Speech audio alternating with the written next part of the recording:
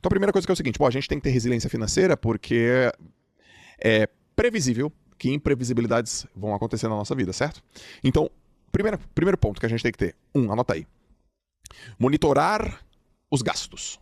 Para a gente ter resiliência financeira, monitorar os gastos. E tem uma máxima que eu até anotei aqui algumas frases que eu vou falar, mas eu lembrei de uma frase que não está anotada aqui e ela é do John Maxwell, que é: o orçamento é a previsão do que você vai gastar e não do que você gastou. Aí você vai falar assim, é verdade, né? É uma coisa simples, obviamente você ser simplista, então monitorar o gasto é aquele ajuste do que você vai fazer. E não do que você já fez. Não é olhar o passado, mas é olhar o futuro. É observar o que você vai fazer no futuro. E aí a gente mora num país que a gente não tem o hábito e a conduta de ter educação financeira nas escolas. A gente fica um tempo nas escolas. Acho que algumas escolas, acho não, porque quem acha tem dúvida, né, turma? Mas eu tenho certeza. Algumas escolas já têm esse projeto, já tem esse programa, que é muito valioso, mas não é uma coisa que está no currículo nacional, né? De educação financeira, de olhar e monitorar os gastos. Não é. Mas quando a gente monitora os gastos, a gente é mais resiliente com o nosso dinheiro, porque a gente tem previsibilidade, ou mais previsibilidade. Eu vou até te mostrar um trecho do Homem Mais Rico da Babilônia. O Homem Mais Rico da Babilônia é a história, né, dos grandes pensadores babilônicos e que foram os primeiros povos, né, que começaram a falar sobre riqueza, começaram a estruturar a riqueza, começaram a condensar os fundamentos da riqueza. E esse foi um livro que foi muito vendido, né, turma? Assim, é best-seller e long-seller. E esse livro aqui é uma narrativa e como se fosse uma novela, porque conta muitas histórias. Mas tem uma aqui na página que eu selecionei para você, aqui na página, exatamente, senhores, na página 88, tem o que o George Clason chama de as 5 leis de ouro. Olha só como que ele escreve, porque o jeito que ele observava. A primeira lei de ouro é a seguinte: o ouro, que é a riqueza, que era o patrimônio, que era a forma de você justificar a sua riqueza, era assim, o ouro vem de bom grado e numa quantidade crescente para todo homem que separa não menos de 1/10 de seus ganhos, a fim de criar um fundo para o seu futuro e a sua própria família. O que ele está dizendo aqui, basicamente,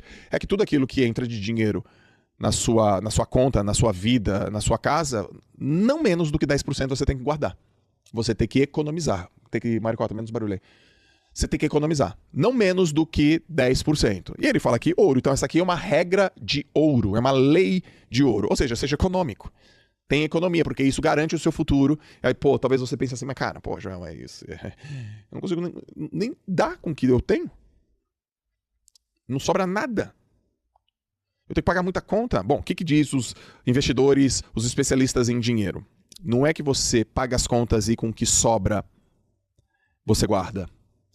Você adequa ao seu estilo de vida primeiro. Você junta e adequa ao seu estilo de vida com os outros 90%. Então é uma coisa que sobreviveu ao tempo.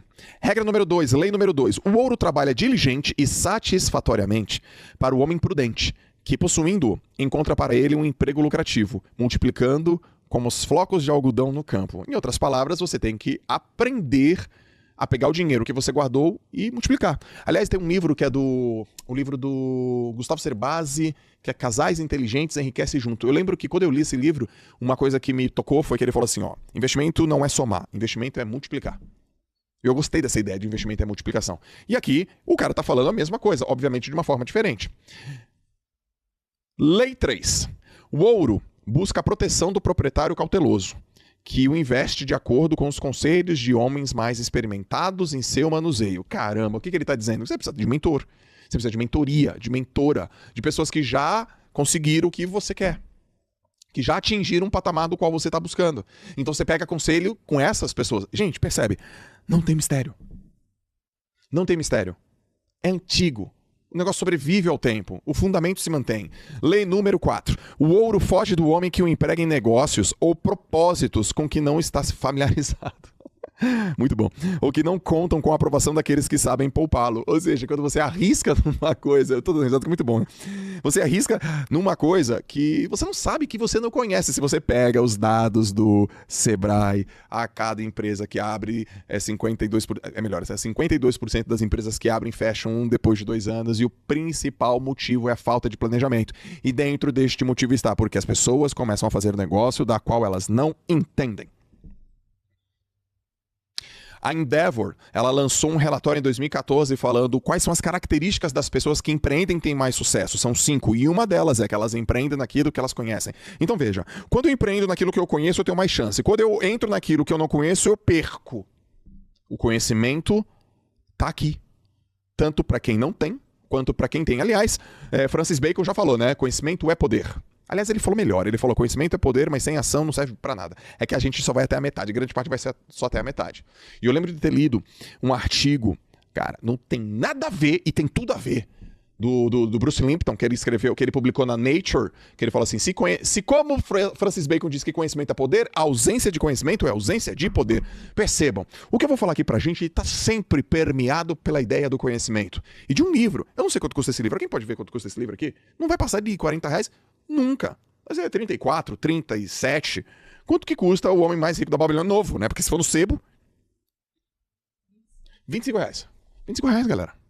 R$25, O Homem Mais Rico da Babilônia. E lei número 5. O ouro escapa ao homem que o força a ganhos impossíveis, ou que dá ouvidos aos conselhos enganosos de trapaceiros e fraudadores, o que confia em sua própria inexperiência e desejos românticos na hora de investi-lo.